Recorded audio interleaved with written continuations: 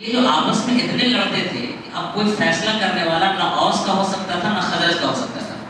مجبوری میں یہ دونوں فیصلہ کرانے کے لیے یہودی کے پاس جاتے تھے، اور ان دونوں چیزوں کا فائدہ اٹھا کر وہ چاہتے تھے کہ یہ لوگ آپس میں لڑتے ہی رہے تو رہے۔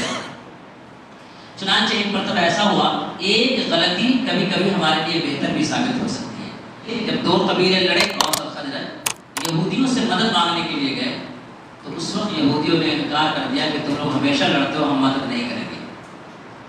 اس واقعے نے اس ایک قبیلے کو مکہ رخصت ہونے پر مجبور کیا، پھر مکہ کے کافروں سے مدد لینے کے لیے گئے۔ جب یہ مکہ کے کفار سے مدد لینے کے لیے گئے، معاہدہ کرنے کے لیے گئے، ان لوگوں نے بھی مدد کرنے سے انکار کر دیا کہ تم لوگ ہمیشہ لڑتے ہو۔ اس کے بعد رسول اللہ صلی اللہ علیہ وسلم شیب ابی طالب میں تھے، اس موقع کو غنیمت جانتے ہوئے آپ صلی اللہ علیہ وسلم نے اپنا قاصد بھیجا اور کہا کہ ہمارے پاس اتنے مسلمان ہیں، اتنی بڑی تعداد ہے، تم اگر چاہو تو ہم ساتھ دینے کے لیے تیار ہیں، ہم تمہارا ساتھ دیں، تم ہمارا ساتھ دو۔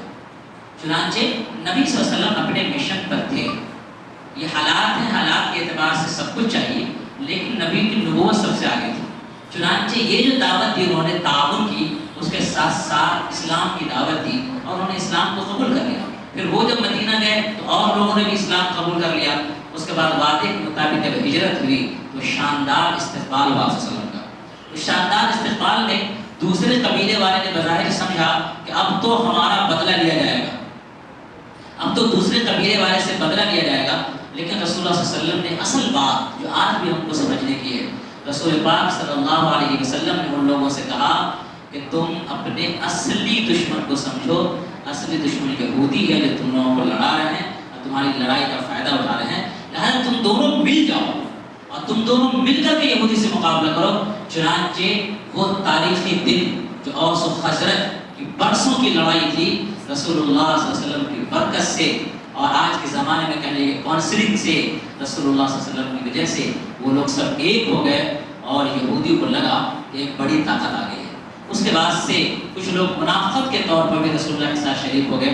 یہ ایک لمبا پس منظر ہے، اس پر انشاءاللہ ہم بعد میں بات کریں گے۔ اس وقت کچھ لوگوں نے رسول اللہ صلی اللہ علیہ وسلم کے بارے میں سمجھا، یہودیوں نے خاص طور سے، کہ جیسے ہمارے مذہبی پیشوا ہوتے ہیں کہ ایک کمرے کے اندر بند ہو جاتے ہیں، ایسے محمد بھی ہوں گے، لہٰذا محمد کے سے اگر سیاسی فائدہ اٹھانا چاہو تو محمد کے ساتھ ہو جاؤ۔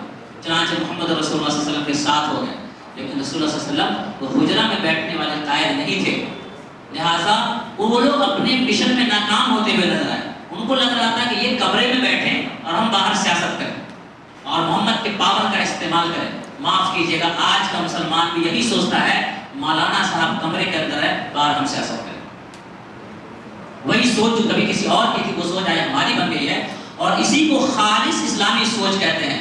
کہتے ہیں ایک صاحب نے کہا حیدرآباد میں، یہ مولانا بڑے نیک ہیں، بڑے اللہ والے ہیں۔ کیا آپ نے کیا نیکی دیکھی؟ کیا نیکی مولانا؟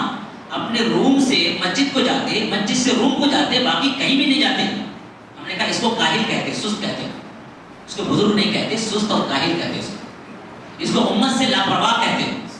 لیکن آج کے زمانے میں سب سے بڑا بزرگ وہ ہے یا تو یہودی عیسائیوں کی طرح رہبانیت کو اختیار کرے یا ہندوؤں کی طرح جوگی بن جائے، بس اس کو ہم سمجھتے ہیں بزرگ۔ رسول اللہ صلی اللہ علیہ وسلم کی جو زندگی تھی، اس وقت میں آپ صلی اللہ علیہ وسلم نے ان لوگوں کے اس کا ساتھ دیا، اور پھر مدینہ میں جا کر کے آپ صلی اللہ علیہ وسلم نے اتحاد اتفاق قائم کیا، اپنی طاقت مضبوط کی، معاہدہ کیا، معاہدے کے بعد پھر تبلیغ کرنے میں آپ کو آسانی ہوئی، اسلامی ریاست پھیلی۔ جنگ کے بعد جو ایک واقعہ پیش آیا فتح مکہ کے موقع پر، وہ واقعہ کا ذکر کرنا ضروری ہے۔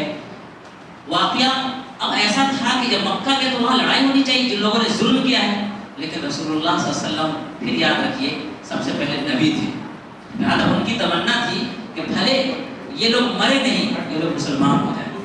اسی وجہ سے وہ واقعہ آپ کو یاد ہوگا جب رسول اللہ صلی اللہ علیہ وسلم کو ابو جہل نے گالیاں دی تھی، اور اس وقت آپ صلی اللہ علیہ وسلم خاموش رہ گئے تھے۔ جب شام کو حضرت حمزہ رضی اللہ تعالیٰ عنہ آئے اور ان کو لوگوں نے شکایت کی تمہارے بھتیجا محمد کو لوگوں نے گالی دی ہے، ابو جہل نے، حضرت حمزہ تیش میں آئے اور کہے جاتے ہیں پہلے محمد سے پوچھتے ہیں کہ کیا ہوا۔